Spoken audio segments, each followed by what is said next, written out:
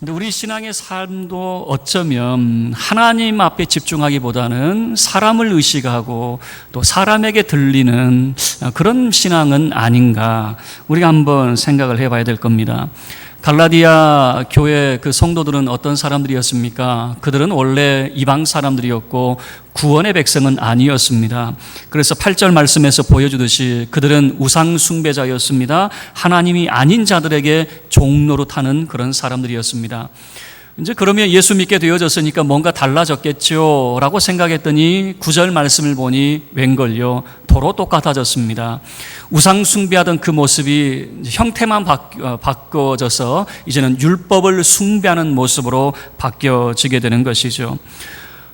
그러니까 그들이 우상을 숭배하듯이 여전히 율법을 숭배하는 그런 모습으로, 그럼 율법을 숭배하는 모습이 어떤 겁니까? 이제 10절 말씀에서 보여주듯이 그들이 달과 절기와 해를 삼가 지키는 이런 모습이 뭡니까? 유대인들의 그 모든 행위를 본받는 거죠. 안식일, 그리고 일주일에 2번씩 하는 금식, 그리고 그들이 이 월삭 또는 불임절, 수전절, 유월절, 칠칠절, 장막절, 나팔절, 듣기만 해도 복잡한 이런 내용들을 한마디로 이야기하면 이방 사람들이 유대인들을 똑같이 흉내내고 있었다라고 하는 거죠. 삼가 지키니라고 하는 그 말은 그러니까 이 갈라디아 이방인들 아니겠습니까? 이들이 유대인처럼 오히려 유대인들보다 더 열심히 율법을 숭배하고 따르는 그런 모습이었다라고 하는 것으로 볼 수가 있는 것이죠. 그래서 11절 말씀을 보면 바울이 큰 염려를 하게 됩니다. 11절 우리 함께 합독하겠습니다. 시작. 내가 너희를 위하여 수고한 것이 헛될까 두려워하노라. 지금까지 바울이 그 교회를 위해서 수고한 모든 것이 헛될 것 같아요. 물거품이 될 것 같습니다. 왜 그렇습니까? 신앙의 기준이 틀어져 있는 거죠. 신앙의 기준, 처음 바울이 복음을 전할 때 그 신앙의 기준은 예수 그리스도였습니다. 믿음으로 구원받는 예수 그리스도였는데 그냥 예수 그리스도만 온전히 바라고 나아가면 좋겠는데 어느 순간 신앙의 기준이 확 틀어져 있는 것이죠. 무엇으로요? 율법을 숭배하는 종교적 열심으로 그 기준이 확 틀어져 있는 그런 모습을 보여주는 거죠. 여러분, 예수님께서도 이 종교적 열심에 대해서 말씀을 하셨습니다. 바리새인들을 지적하시면서 바리새인들의 잘못된 게 뭐냐? 그들의 신앙은 철저하게 보여주기식 신앙이다라고 하는 거죠. 보여주기식 신앙입니다. 구제를 할 때 그들은 나팔을 크게 붑니다. 그리고 기도할 때에 그들은 시장 어귀에서 회당에서 모든 사람들이 들을 정도로 그들은 기도를 합니다. 그러나 예수님 뭐라고 말씀하셨습니까? 하나님은 은밀한 중에 계신다. 그래서 기도할 때에 은밀한 중에 계신 하나님 앞에 나아가고 구제할 때도 오른손이 하는 것을 왼손이 모를 정도로 은밀하게 행하라 라고 하는 거죠. 예수님의 교훈을 통해서도 보여주기식 신앙이 아니라 종교적 열심이 아니라 하나님 앞에서의 참된 신앙이어야 된다라고 하는 것을 예수님께서 우리에게 말씀하고 있는 거죠. 자, 그래서 이제 바울은 그 신앙의 기준이 무엇이어야 되는가라고 하는 것을 다시 본문을 통해서 언급을 하고 있습니다. 그런데 바울은 갈라디아 교인들을 향해서 참 애정을 가지고 있어요. 두 가지 단어를 통해서 알 수 있는데 12절 말씀에서 형제들아라고 하는 것을 통해서 갈라디아 교인들을 그는 한 형제로 여기고 있는 모습을 보여주고요. 19절 말씀을 보면 나의 자녀들아라고 하는 표현을 통해서 얼마나 갈라디아 교회를 사랑하고 애정을 가지고 있었는가라고 하는 것을 보여주고 있습니다. 오늘은 형제들아 그리고 나의 자녀들아라고 하는 이 두 가지 단어를 중심으로 바울이 우리의 신앙의 기준이 무엇이어야 되는가라고 하는 것을 무엇이어야 되는가 가르치고 있는데 그것을 함께 살펴보도록 하겠습니다. 먼저 형제들아라고 하는 내용을 통해서 12절부터 18절까지 내용을 담고 있습니다. 12절 말씀을 보면 바울은 내가 너희와 같이 되었듯이 너희들도 나와 같이 되기를 원한다라고 하는 표현을 쓰고 있습니다. 우리 12절 함께 합독하겠습니다. 시작. 형제들아 내가 너희와 같이 되었은즉 너희도 나와 같이 되기를 구하노라. 너희가 내게 해롭게 하지 아니하였느니라. 내가 너희와 같이 되었다. 그는 율법의 숭배자였습니다. 그는 유대인이었습니다. 그럼에도 불구하고 그는 율법을 버리고 복음의 진리를 따르는 사람이 되었습니다. 예수 그리스도를 따르는 사람이 되었습니다. 그리고 이방인과 같아졌습니다. 그런데 이 갈라디아 사람들은, 자, 바울은 유대인으로서 이방 사람들과 같아졌어요. 복음을 따르는 사람이 되었는데, 이 갈라디아 사람들은 다시 유대인 흉내내며 유대인처럼 살아가려고 하니, 바울이 그들에게 권면하는 것은 여러분들도 나와 같이 되기를 원합니다 라고 하는 거죠. 나와 같이 되기를 원한다라고 하는 그 말 속에는 이런 의미가 담겨져 있겠죠. 여러분도 복음의 진리를 따르는 자가 되고 오직 주 예수 그리스도를 따르는 자가 되기를 원합니다. 나와 같이 그 뜻을 같이 하여서 복음을 위하는 자가 되기를 원합니다 라고 하는 의미가 담겨져 있겠죠. 자, 그런데 나와 같아지기를 원한다라고 하는 말 속에는 뉘앙스가, 어떤 뉘앙스가 있냐면 좀 뭔가 관계가 틀어져 있다라고 하는 것을 이제 알 수가 있겠죠. 자, 12절 하반절에서는 내게 해롭게 하지 않았다. 이 원어적 측면은 뭐냐면 내게 불의하지 않았다라고 하는 표현이거든요. 그러니까 바울에게 해를 입히지 않았는데, 아니 왜 이렇게 표현을 할까? 그 이유가 있습니다. 13절 말씀을 보면요, 바울은 큰 질병을 가지고 있었습니다. 그것을 육체의 약함이라고 하는 표현을 쓰고 있어요. 그런데 14절 말씀을 보면 이 바울의 질병을 뭐라고 표현하고 있냐면 너희를 시험하는 것이라고 하는 거죠. 그러니까 바울의 질병이 눈에 띄지 않는, 다른 사람들이 잘 모르는 것이 아니라 모든 사람들이 알 수 있는 큰 질병을 앓고 있었다라고 하는 것을 보여주는 거죠. 이제 크게는 세 가지 견해를 가지고 있습니다. 첫 번째는 안질, 그러니까 눈이 문제가 있었을 것이다. 그 이유는 뭐냐면 그 뒤에 나오는 대목 중에 눈이라도 빼어줬을 것이다 라고 하는 것을 보면 눈이 아프지 않았을까. 두 번째는 간질이라고 하는 것인데요, 갑자기 뭐 설교 중에라도 입에 거품을 물고 뭐 쓰러지는 그런 일이 있지 않았을까. 세 번째는 말라리아 같은 풍토병이 있지 않았을까. 그런데 구체적인 것은 몰라요. 다만 확실한 것은 무엇이냐면 14절 내용을 통해서 바울은 뭔가 큰 질병을 앓고 있었다라고 하는 겁니다. 자, 14절 함께 합독하겠습니다. 시작. 너희를 시험하는 것이 내 육체에 있으되 이것을 너희가 업신여기지도 아니하며 버리지도 아니하고 오직 나를 하나님의 천사와 같이 또는 그리스도 예수와 같이 영접하였도다. 그러니까 바울이 가지고 있는 그 육체의 약함, 육체의 질병이 얼마나 큰 것이었는지 시험에 들 수 있는 그런 질병이었다라고 하는 겁니다. 그것을 뭐라고 이야기하냐면 너희가 업신여기지도 버리지도 아니하였다라고 하는 것이거든요. 업신여기다라고 하는 말은 경멸하는 그런 의미입니다. 고대 사회에서는요, 큰 질병을 앓고 있는 사람을 만나면 이렇게 합니다. 그 사람을 경멸하는 의미에서 침을 뱉어요. 그게 큰 질병을 앓고 있는 사람에 대한 경멸과 그런 이 업신여기는 그런 표현이거든요. 그래서 자, 이 버리지도라고 하는 표현이 뭐냐면 침을 뱉다라고 하는 표현입니다. 그러니까 바울이 얼마나 큰 질병을 앓고 있었는지 얼마든지 너희들은 나에게 그 큰 질병을 경멸하고 내게 침을 뱉을 수도 있었다라고 하는 것이에요. 그런데 그렇게 하기보다는 오히려 나를 어떻게 여겼냐면, 그러니까 질병을 가진 사람, 아유 뭐 천국의 복음을 전한다고 이야기하는데 아니 너나 고쳐, 너나 잘하세요, 이렇게 반응을 보인 것이 아니라 어떻게 바울을 맞이했냐면 하나님의 천사와 같이 예수 그리스도처럼 나를 영접했다라고 하는 것이죠. 그러니까 바울의 육체적 그런 질병을 먼저 본 것이 아니라 바울이 전하는 메시지, 바울이 전하는 그 하나님의 복음의 말씀을 그들이 받아들였다라고 하는 것이죠. 그래서 바울과 갈라디아 교인들은 멀어질 수 없는 그런 관계였습니다. 15절 말씀 보셔요. 너희의 복이 지금 어디 있느냐. 이 복이라고 하는 표현이요, 표준 새 번역에서는 그런데 여러분의 그 감격이 지금 어디 있습니까? 감격으로 표현하고 있어요. 이 복이라고 하는 마카리오스라고 하는 표현이 기쁨, 행복, 감격, 뭐 여러 가지 의미를 담아내고 있는데 이런 의미입니다. 내가 여러분에게 하나님 말씀을 전할 때에 정말 그 말씀에 우리가 감격해하고 말씀의 은혜를 받고 그 복이 다 어디 갔습니까?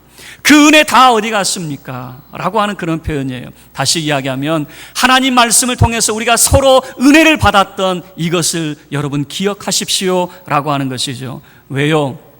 갈라디아 교인들은 바울을 향해서 눈이라도 빼어줄 정도, 이 표현은 그만큼 바울을 신뢰하고 바울을 존경하고 애정과 사랑을 가지고 있었다라고 하는 것을 보여주는 거죠. 바울과 갈라디아 교회는 떨어질 수 없었어요. 문제는 16절부터 18절까지 왜 그 관계가 틀어지기 시작했는가, 금이 가기 시작했는가. 16절 말씀을 보셔요. 그런즉 내가 너희에게 참된 말을 함으로 원수가 되었느냐. 바울이 전한 복음 또는 바울이 전한 교훈 때문에 틀어질 일은 없다, 그 말입니다. 17절을 통해서 보여줍니다. 왜 바울과 갈라디아 교인들이 서로 금이 가기 시작했는가. 17절 함께 합독하죠. 시작. 그들이 너희에게 대하여 열심내는 것은 좋은 뜻이 아니요 오직 너희를 이간시켜 너희로 그들에게 대하여 열심을 내게 하려 함이라. 자, 왜 바울과 그 갈라디아 교회 교인들 간에 금이 가기 시작했는가? 바로 이 이간질하는 사람들 때문에 그렇다라고 하는 거죠. 이간질하는 자라고 하는 것은 거짓 교사들이라고 하는 표현입니다. 자, 그런데 너희에게 대하여 열심내는 것이 좋은 뜻이 아니다, 그 말입니다. 이 거짓 교사들이 열심이 있어요. 갈라디아 교인들에게 보여주는 그 모습이 얼마나 최선을 다하고 열심을 내는지 그것은 인정할 수 있어요. 그런데 좋은 뜻이 아니다, 그 말입니다. 악한 의도를 가지고 있다는 것이죠. 그 악한 의도가 뭡니까? 18절 하반절에서 17절 하반절에서 보여주듯이 너희로 그들에게 대하여 열심을 내게 하려 합니다. 이 말은 뭐냐면 그들의 그 열심이 예수 그리스도를 쫓게 만드는 것이 아니라 자기들을 쫓게 만들고 있다라고 하는 것이죠. 그래서 18절 말씀을 통해서 바울은 이렇게 이야기합니다. 만약에 그들이 좋은 의도였다면 나는 아무런 상관을 하지 않을 것이다. 내가 갈라디아 교인들과 함께 있든지 떨어져 있든지 내가 상관할 바가 없다, 그 말입니다. 왜요? 그들이 좋은 의도로 예수 그리스도만을 온전히 드러냈다면 내가 뭐라고 할 입장이 아니다, 그 말이에요. 그러나 지금 내가 그 갈라디아 교인들 향해서 그렇게 험한 소리를 하는 이유는 뭐냐면 그들이 뭔가 잘못된 교훈을 가르치고 있고 그리스도가 아닌 자기를 따르도록 함에 있다라고 하는 것입니다. 자, 그래서 이제는 어투가 바뀝니다. 19절 말씀을 보면 나의 자녀들아 라고 하는 그 말을 통해서 무언가 바울이 하고자 하는 말을 그 속에 담아내고 있어요. 우리 19절 말씀 함께 합독하겠습니다. 시작. 나의 자녀들아 너희 속에 그리스도의 형상을 이루기까지 다시 너희를 위하여 해산하는 수고를 하노니. 자, 그러면 좋은 뜻이 무엇인가 라고 물어본다면 한마디로 19절에서 보여주고 있습니다. 그리스도의 형상을 이루게 하는 것이 좋은 뜻이라고 하는 거예요. 바울이 그가 그렇게 복음을 전하고 바울이 수고한 그런 신앙의 목표가 있다면 어떻게 하든지 성도의 그 마음속에 예수 그리스도의 형상이 심어지게 하는 것, 그것이 바울의 목적이고 목표였다라고 하는 것이죠. 그런데 갈라디아 교인들을 보니 그리스도의 형상이 보입니까? 보이지 않습니까? 보이지 않더라, 그 말이에요. 갈라디아 교회 그 교인들을 바라볼 때에 그리스도의 형상이 사라지고 어느 순간부터 그들에게는 종교적 열심만 남아있다라고 하는 겁니다. 종교적 열심이 기준이 되어져 버리면요 큰일 나게 되어집니다. 왜 그런 줄 아세요? 그 기준에 도달하지 못하는 모든 사람들을 다 죄인 취급하기 때문에 그렇습니다. 예를 들어서 미가 기준이 되어지니까 우리나라 사람들은 성형에 열을 올리게 되어집니다. 그리고 그 미의 아름다움에 이르지 못하면 다 죄인이 되는 거예요. 저 어렸을 때 아주 유명한 그 코미디언이 있었습니다. 이주일 씨가 하는 멘트 중에 못생겨서 죄송합니다. 못생긴데 왜 죄송합니까?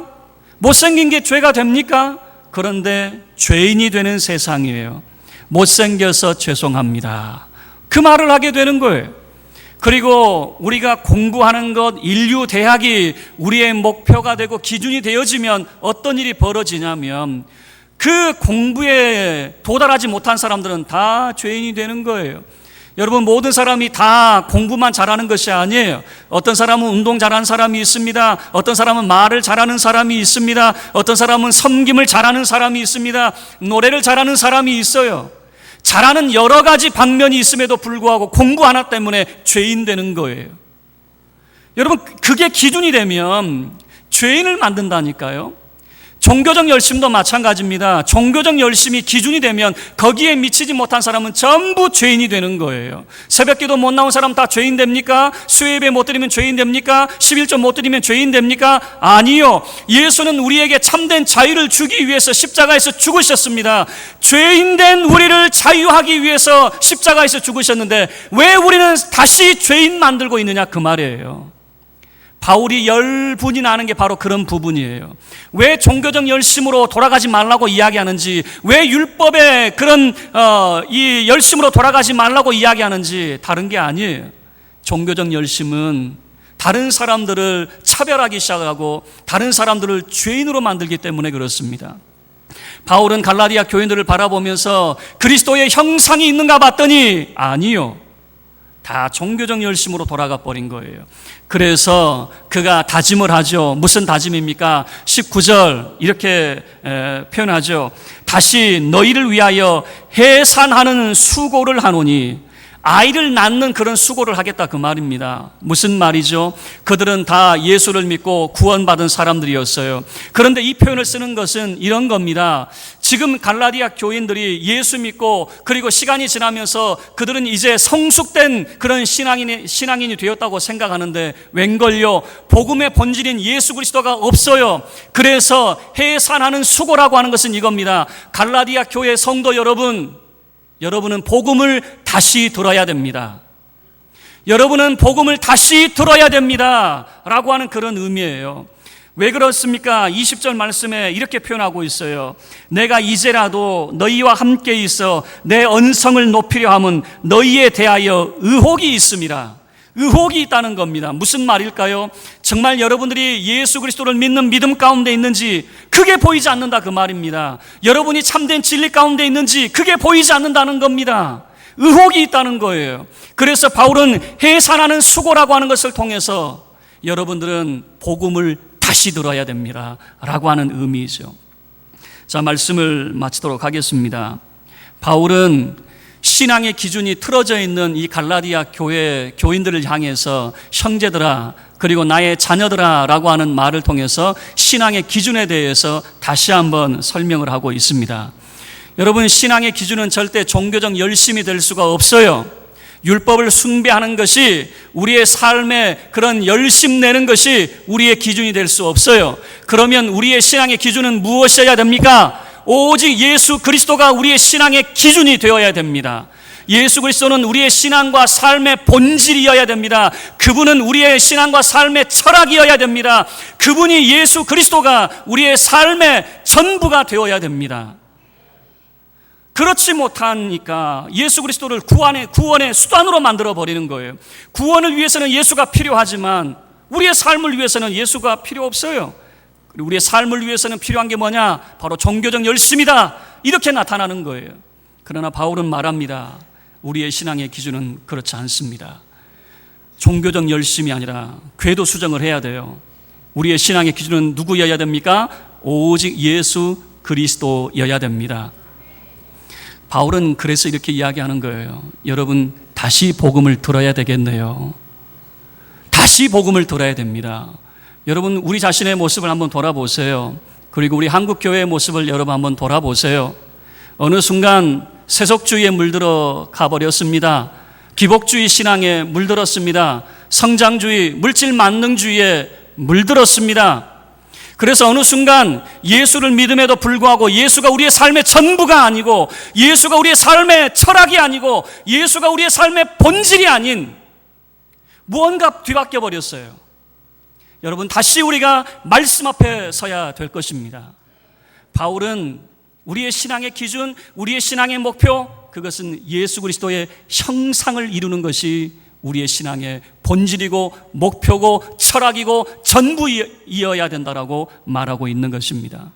여러분, 다시 한번 우리 자신을 돌아보시길 바라고 그렇게 고백할 수 있기를 바라는데요. 예수 그리스도가 우리의 신앙과 삶의 본질이며 철학이며 전부입니다. 이것을 고백하고 우리 속에 예수 그리스도의 형상이 이루기까지 다시금 해산의 수고를 결단하는, 그래서 그리스도의 형상을 온전히 이루어 하나님의 거룩한 백성으로 살아가는 저와 여러분의 삶이 되어지기를 주의 이름으로 축원합니다. 이 시간